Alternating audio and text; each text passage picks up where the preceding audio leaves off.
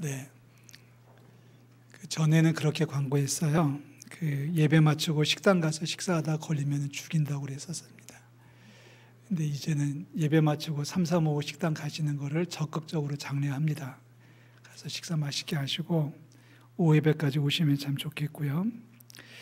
식당 가서 식사하시는 분들 가운데 중국 요리집에 가시는 분들은 저한테 기뜸해 주시면 제가 쫓아가겠습니다. 네, 무슨 얘기인지 아직도 이해가 안 되시는 분들은 네, 고맙습니다. 몇 년 전부터 우리나라에 방영되기 시작한 TV 프로그램 중에 자연인이라는 프로그램이 있습니다. 정확한 명칭은 모르는데 하여튼 자연인이라고 하는 프로가 있어서 저는 그 프로를 처음 볼 때에 저거 분명히 몇 년 못 가서 한 1년 가서 끝날 거다. 왜? 자연인을 못 찾을 테니까 라고 하는 생각을 가졌었는데 지금 몇 년 동안 아직도 하고 있고 계속 새로운 자연인이 들어오고 있어요. 그렇게 혼자 사는 사람이 많은가 봐요. 한때는 저도 그렇게 하고 싶었습니다. 저도 한때는 처음 보면서 야 저거 괜찮다. 저거 멋지다. 저거 아주 홀가분하고 신경 쓸 거고 좋다라고 생각을 가지고 저도 산속에 들어가고 싶은 마음이 있었는데 누가 말려서 못 갔습니다. 근데 계속 가끔 봐요. 요즘도 이제 이렇게 연속극을 보겠어요. 뭘 보겠어요. 가끔 이제 그 프로를 보게 되는데 요즘은 보면서 거기에 등장하는 분들, 주로 남자들이죠. 이분들 보면서 좀 불쌍하다는 생각이 듭니다. 죄송합니다. 이렇게 표현해서. 얼마나 힘들었으면 산속으로 올라갔을까. 얼마나 어려웠으면 도망갔을까 하는 생각을 가져봅니다. 다는 그렇지 않겠지만 대부분 그 사람들의 원인은 사업이 어려워서 실패해서 누구한테 사기를 당해서 누구한테 속아서 그냥 다 내려놓고 산으로 올라간 사람이 많고요. 또 어떤 분들은 큰 병에 걸려가지고 병원에서도 거의 손을 놓고 하니까 그냥 마지막 마음 편하게 살겠다라고 산속에 올라가는 분들이 또 있고 대부분 그 둘 중에 하나인 것 같습니다. 보통 2박 3일 동안 찍는 것 같아요. 우리는 이제 한 40분, 1시간에 보고 있습니다만은 프로그램이 끝날 때 하는 말이 있어요. 이제 진행하는 그 개그맨들이 묻죠. 마지막 헤어지기 전에 이제 저녁 때나 물어보는 마지막 질문이 공통적인 질문이 있습니다. 소망이 뭡니까? 꼭 하고 싶은 일이 뭡니까? 하고 물으면 대부분의 자연인들이 하시는 말씀은 가족과 같이 살고 싶습니다. 저는 생각이 그러면 왜 올라와서 혼자 살지? 지금이라도 내려가면 될 텐데 그런 생각도 가져봅니다만은 제가 그 프로의 전문가가 아니라서 세세 속속이는 잘 모르겠습니다만은 볼 때마다 요즘은 좀 안타까워요. 안 됐다 싶습니다. 저는 초등학교 어렸을 적에 저희 할아버지한테 한자를 배웠어요. 저희 할아버지가 한문 가르치는 서당의 어른이 훈장이셨기 때문에 할아버지 밑에서 이제 가끔씩 한자를 배운 기억이 있는데 어느 날 할아버지가 사람 인자를 써주시더라고요. 그러면 사람 인자 다 쓰시죠? 사람 인자를 이렇게 써주시면서 저한테 하셨던 말씀이 야, 사람이란 말이다 모름지기 두 사람이 서로 기대고 사는 게 사람이야. 그래서 크다고 하는 사람도 작은 사람을 기대야 되고 작은 사람도 큰 사람한테 기대야만 둘이 같이 사는 거야. 이게 인생이고 이게 삶이야 라고 하셨던 저희 할아버지의 가르침을 지금도 기억하고 있습니다. 사람은 모름지기 서로 기대고 살아가는 줄로 믿습니다. 혼자는 아니에요. 우리는 살아가면서 참 많은 사람들을 접하게 되죠. 우리가 많은 사람들을 접한다는 것을 우리가 알 수 있는 증거 중에 하나는 우리를 부르는 호칭이 정말 많습니다. 저를 부르는 호칭이 정말 많아요. 우리 교회가 속해 있는 지방에 나가도 직함이 여러 개가 있고 총회 가면서 도계들은 또 직함이 또 주어지고 교회에서 불려지는 직함도 있고 친구들 만나면 직함이 또 따라 붙게 됩니다. 누구에게는 남편이고 누구에게는 아버지이고 누구에게는 아들입니다. 그러니까 저희 어머니는 저를 아들아 이렇게 부르시고 저희 꼬마 녀석들은 저한테 할아버지라고 부릅니다. 그죠? 여러분도 다 똑같지 않습니까? 직함이 몇 개쯤 갖고 계시나요? 물론 뭐 따지고 보면 많이 있더라고요. 뭐 저를 부르는 우리 친척들 가운데 저한테 외삼촌 하는 사람도 있고 삼촌 하는 사람도 있고 또 이모부 하는 사람도 있고 뭐 별 호칭이 다 많이 있는데 따라가기조차 힘들어지게 됩니다. 그만큼 우리는 복잡한 인간관계 속에서 살아가고 있다는 것을 전제로 합니다. 혼자 살 수는 없습니다. 신앙적인 표현은 아닐지 몰라도 우리 아멘 하자고요. 아멘. 아니 집에서 자식들 다 출가시켜 내보내고 배우자 먼저 보내서 혼자 사시는 경우는 있을 수 있지만은 아예 일주일 내내, 한 달 내내, 1년 내내 사람들과 접촉하지 않고 살아간다면 그 사람은 정신병자입니다. 뭔가 좀 문제가 있는 거죠. 말 나온 김에 한마디 축복하고 넘어갈게요. 우리 은천교회에 속해 있는 성도들은 산에 가서 사는 자연인이 한 번도 없기를 주의 이름으로 축복합니다. 제가 부산은 신방을 가도 계룡산에는 신방 안 갈 겁니다. 붙잡혀서 같이 살까 봐 그렇습니다. 자, 오늘 우리가 이 말씀 읽었어요. 14절 말씀 한 번 더 읽어볼게요. 14절. 모든 사람과 더불어 화평함과 거룩함을 따르라. 이것이 없이는 아무도 주를 보지 못하리라. 아멘. 모든 사람과 더불어 화평함과 거룩함을 따르라. 이것이 없이는 아무도 주를 보지 못한다. 자, 사람이 서로 기대고 살아간다는 말씀을 드렸는데 혼자 살 수 없는 거죠. 우리는 결국 인간관계 속에서 살아갈 수밖에 없습니다. 관계 속에서 살아가는 거죠. 우리 젊은이들이 열광하고 있다고 하는 소설이 있어서 지난주에 이제 사서 읽었는데요. 불편한 편의점이라고 하는 책이죠. 짧은 소설인데 그 소설의 내용이 어떤 선생님이 은퇴하시고 여자분이 은퇴하시고 이제 퇴직금을 모아가지고 서울역 옆에 청파동에다가 이제 편의점을 개업을 했어요. 거기에 이제 세 사람의 알바생을 쓰고 있는데 그 알바생들을 통해서 얻어지는 이야기가 쭉 연결이 되어 있습니다. 그 마지막 알바생, 야간 알바를 하는 사람이 한 명 있는데 자기 기억을 아무것도 못해요. 이름도 기억 못하고 뭐 했는지도 기억 못하는데 이 사람이 완전히 노숙자로 살아가고 있었습니다. 그러다가 어떻게 이 주인하고 접촉이 되면서 이제 이 주인이 마침 또 이 주인이 교회 권사님이에요. 교회 권사님이 사장님이 그 사람을 파격적으로 완전 노숙자를 그 알바생으로 야간 알바생으로 이제 채용을 합니다. 그래서 뭐 목욕시키고 옷도 사 입히고 그래서 이제 왔는데 일을 잘해요. 일을 썩 잘해요. 아주 업무가 끝나는 시간에도 그 앞을 지키면서 어려운 사람들을 돕고 청소를 하고 하면서 아주 따뜻하게 이제 세상을 살아가는 모습을 그려주고 있는데 나중에 이제 4년 동안의 노숙자 생활을 정리를 하면서 이제 기억이 돌아오기 시작하는데 서울 강남에서 성형외과를 운영하던 의사였었습니다. 근데 이 의사가 어떤 의료사고가 나면서 충격을 받아가지고 이제 그것 때문에 아내와 딸이 이제 대구로 도망을 가죠.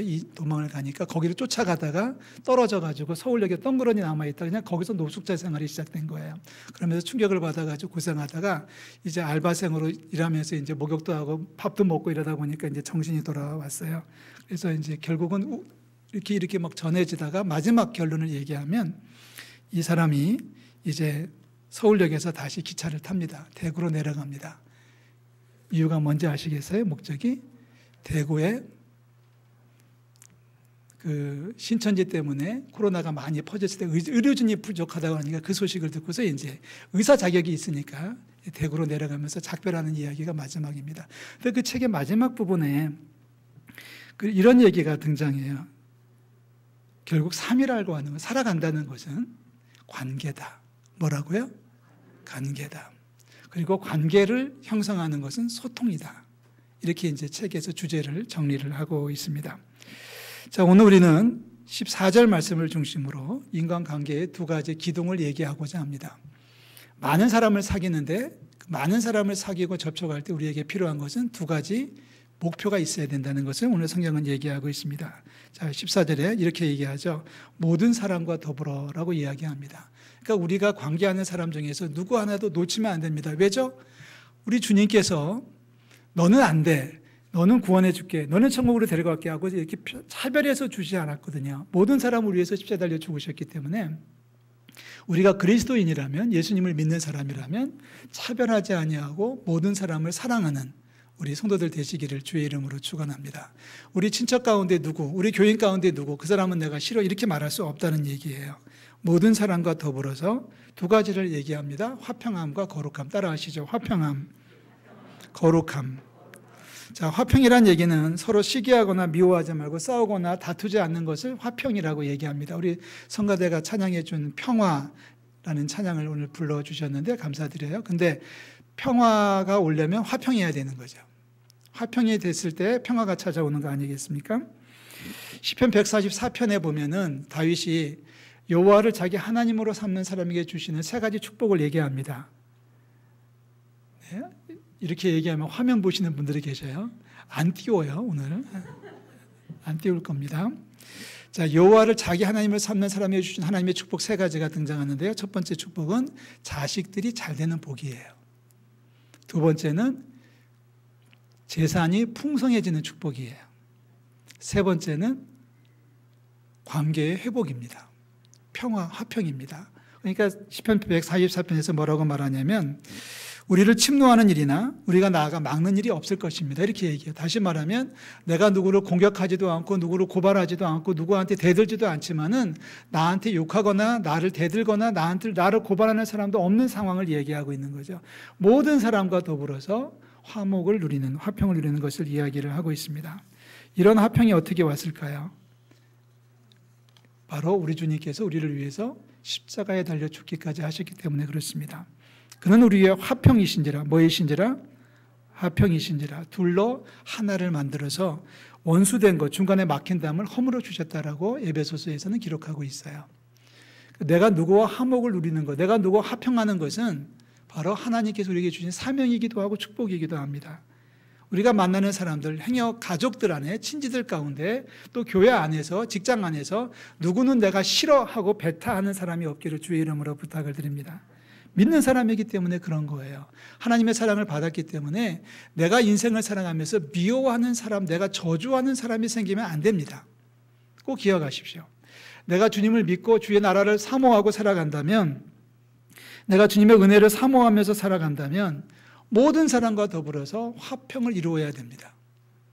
만약에 모든 사람 가운데 누구를 빼놓고 누구는 제외시켜놓고 내가 좋아하는 사람과 내가 편한 사람과만 화목을 누리고 화평을 누리는 것이라면은 오늘 14절에 분명히 얘기하죠. 그런 사람은 아무도 주를 보지 못할 것이다. 물론 미워하는 사람이 있을 수 있어요. 싫어하죠. 기분 나쁜 사람이 왜 없겠습니까? 그러나 그것까지도 넘어서야만 예수님 뭐라고 하셔요? 원수까지도 사랑하라고 하셨던 그 말씀대로 우리가 모든 사람을 화평을 누릴 수 있다면 우리는 주님을 만나게 될 줄로 믿습니다. 두 번째, 우리가 이루어야 될 또 하나의 목표는 거룩함입니다. 뭐라고요? 거룩함. 한쪽은 화평함이고 한쪽은 거룩함이에요. 거룩함이라고 하는 것은 하나님을 향한 마음이고 행동입니다. 거룩함이라고 하는 것은 하나님을 향한 믿음입니다. 화평함만 가지고서 세상을 사는 것은 온전하지 않아요. 완벽하지 않아요. 적어도 우리가 그리스도인이라면은 화평함을 이루었으면 화평함을 이룬 그 사람과 더불어서 거룩함까지 나아가야 된다는 얘기예요. 자, 좀 극단적인 예가 되겠습니다만 이런 사람이 있다고 가정해 보십시오. 두 사람이 원수지간이었는데 어떻게 하다가 사이가 좋아졌어요. 그래서 화평을 이루었어요. 둘이 친해졌어요. 그래서 마음이 통하기 시작했어요. 오늘 두 남자가 자리를 앉아가지고 얘기합니다. 야, 우리 이제 의기투합해가지고 뭘 하자, 뭐 좀 한번 해보자라고 했는데 그 하자는 일이 바로 사기를 치는 거예요. 화평을 이루었지만 죄를 범하는 거예요. 그러면 소용이 없는 거예요. 그러면 주를 못 본다는 거예요. 적어도 우리가 그리스도인이라면은 화평함을 이루었다면 그 화평함을 이룬 사람과 더불어서 함께 더불어서 거룩함으로 나아가야 된다. 다시 말해서 서로 응원해주고 서로 지지해주고 서로 돌봐주고 섬겨줌으로써 하나님 앞으로 나아갈 수 있도록 서로 격려해야 되는 것을 거룩함이라고 얘기합니다. 제가 신학교 다니면서 중고등부를 섬긴 적이 있었어요. 중고등부 아이들을 섬기면서 이제 수련회에 가가지고 이제 자유 토론하는 시간을 가졌습니다. 집회를 마치고 애들하고 같이 이제 애들이 그때 한 80명 정도 참석을 했던 기억이 나는데 100명까지는 안 됐고 많은 애들이 있었습니다. 많은 아이들이 있는데 저를 가운데 앉혀놓고 저한테 이제 질문을 던지며 답하는 시간이 있었습니다. 여러분 10대 청소년들이 가장 궁금해하는 것이 뭔지 아세요? 이성교제입니다. 믿는 사람으로서 전사님, 저희들이 기독학생으로서, 그때는 기독학생이라는 말을 참 많이 썼어요. 기독학생으로서 이성교제를 해도 됩니까? 안 됩니까? 권사님이 되는 거지. 제가 돼야죠. 하나님이 허락하셔야 되는 거죠. 뭐라고 대답해야 될까요? 해라 하라고 하자니 그렇고 하지 말라고 하는 것도 우습고 그렇습니다. 정답은 여기를 따져야 돼, 이 문제를. 제가 이렇게 대답했습니다. 너희들 여학생 사귀어도 좋은데 조심해야 될 거 한 가지, 주의해야 될 거 한 가지는 절대로 복수로 사귀지는 말아라. 더블 데이트 하지 말아라. 둘째, 중요한 것은 뭐냐면, 여러분 들으십시오. 잘 들으십시오. 그 여학생을 사귀어서 성적이 떨어지면 안 된다. 자, 여기까지 하면 세상 이야기예요. 그 다음 얘기가 중요합니다. 어떤 여학생을 사귀었다는 이유 때문에 믿음이 떨어져서는 안 된다.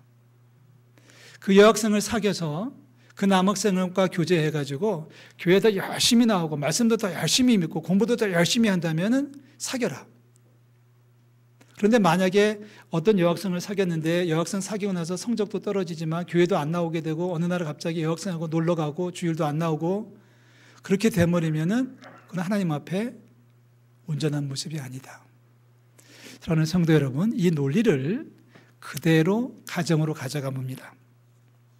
오늘 부부의 날이잖아요. 부부의 주일이잖아요. 결혼을 왜 합니까? 우리 젊은이들이 결혼할 때마다 늘 하는 얘기가 있어요. 반드시 하는 얘기 중에 하나는 너희들 결혼해서 좋다. 행복하게 살아야 되는데 결혼하기 전보다 결혼한 다음에 믿음이 자라야 된다. 그래야지 결혼 잘한 거다. 결혼하기 전까지는 교회 열심히 나오다가 결혼하고 나서는 뭐 시댁 간다고 빠지고 뭐 친정 간다고 빠지고 휴가 간다고 빠지고 둘이 의기투합해가지고 화평하니까 둘이 화목하니까 둘이 아주 의기투합해가지고 놀러 가기에 바빠가지고 주일날도 빠진다면 미안하다, 결혼 잘못하는 거다 그랬습니다. 그렇지 않습니까? 화평함과 거룩함이에요. 부부와 남편과 아내가 서로 의기투합해서 남편이 힘들어할 때마다 여인이 아내가 힘을 더해주고 아내가 고통받을 때마다 남편이 말씀으로 위로해 줄 수 있는 부부가 하나님께서 원하시는 행복한 부부입니다. 그래서 결혼을 시키시는 거예요. 내가 힘들 때 내가 힘든 만큼 네가 나를 도와줘. 네가 힘들면 내가 옆에서 응원해 줄게. 내가 너를 위해 기도해 줄게 라고 약속하고 하는 것이 그리스도인들이 결혼하는 거 아니겠습니까? 이게 거룩함을 따르는 거예요. 자, 부모와 자식도 마찬가지죠. 부모의 역할이 뭐예요? 자식들에게 그리스도 예수를 보여줄 수 있어야 된다는 얘기예요. 자식이 힘들어할 때, 자꾸 곁길로 빠질 때, 자꾸 예배를 등한시할 때 부모로서 할 일은 거룩함에 이르도록 도와주는 거죠. 힘내자, 힘들수록 더 기도하자 라고 말할 수 있을 때 부모의 역할을 잘 감당한다고 우리가 정리를 할 수 있을 것입니다. 두 가지를 기억하십시오. 화평함과 거룩함을 따르십시오. 이것이 없이는 주를 보지 못한다는 말씀을 기억하셔야 됩니다. 15절, 너희는 하나님의 은혜에 이르지 못하는 자가 없도록 해라. 자, 이 말씀도 우리가 놓쳐서는 안 될 말씀이에요. 우리 주변에 모든 사람과 더불어서 화목함과 거룩함을 따르라고 했으니까 우리 주변에, 특별히 우리 가정 안에, 내 친구들 가운데 하나님의 은혜의 자리에 이르지 못하는 자가 있어서는 안 됩니다. 나는 하나님의 은혜의 자리에 나와 있는데 내 아이가, 내 자녀가, 내 손주가 하나님의 은혜의 자리에서 빠져나가 있다면, 떨어져 있다면 부모로서, 적어도 그리스도인 부모로서는 책임을 다한다고 말할 수가 없을 것입니다. 또 쓴뿌리가 나서 괴롭게 하여 많은 사람을 이로 말미암아 더럽게 되지 않게 하라. 쓴뿌리가 나서, 내 속에 있는 쓴뿌리가 나가지고 다른 사람들을 더럽게 만들어서는 안 된다. 거룩함에 가야지, 거룩함에 이르러야지, 거룩함을 따라야지. 내 속에서 쓴뿌리가 나서 뭐겠습니까? 불평하고 원망하고 저주하고 못된 품성이 나타나가지고 그것 때문에 내 옆에 있는 누군가가, 특별히 우리 자녀들이 시험을 당해가지고 하나님의 은혜의 자리에서 떠나버리면, 벗어나버리면, 더러워진다면 안 된다라고 하는 거죠. 자, 그런 사람으로서 우리 이제 그 에서 이야기를 잠시 들었는데요. 팥죽 한 그릇 팔아가지고 자기 인생을 망친 사람 아닙니까? 그런 인생 살지 말자라고 얘기하고 있습니다. 사랑하는 성도 여러분, 14절 말씀은 꼭 기억해 주셨으면 좋겠어요. 두 가지 기억합시오. 두 가지. 하나는 화평함, 하나는 거룩함입니다. 마치 새가 날아가는데 날개를 치고 올라가는 거예요. 하나만 따르면 나만 거룩해지면 안 되고요. 거룩함으로 끝나버리면 결국은 하나만 날개짓을 하는 거니까 새가 공중을 날아갈 수 없다는 것을 기억해 주셨으면 좋겠습니다. 한 가지 더 기억한다면 우리가 화평함과 거룩함을 따라야 되는 대상들이 있다면 한 사람도 낙오되지 말고 모든 사람과 더불어서 그렇게 해야 된다. 자, 모든 사람을 얘기하면서 특별히 여러분의 아내와 여러분의 남편을 위해서 기도해 주시고요.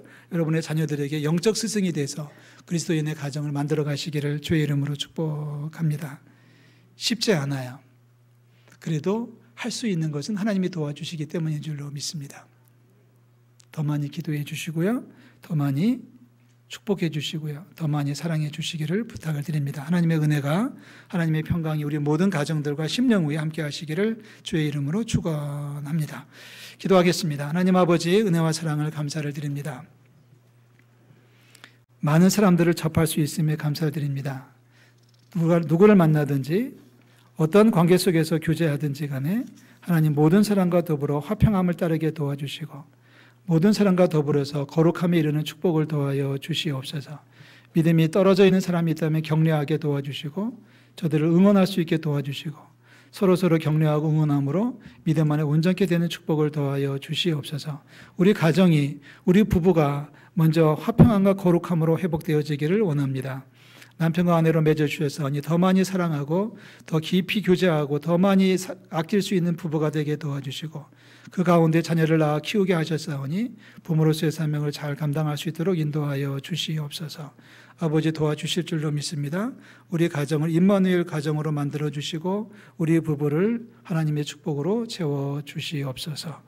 거룩함과 화평함을 따르는 멋진 가정들 될 줄로 믿사옵고 예수 그리스도의 이름으로 기도하옵나이다. 아멘.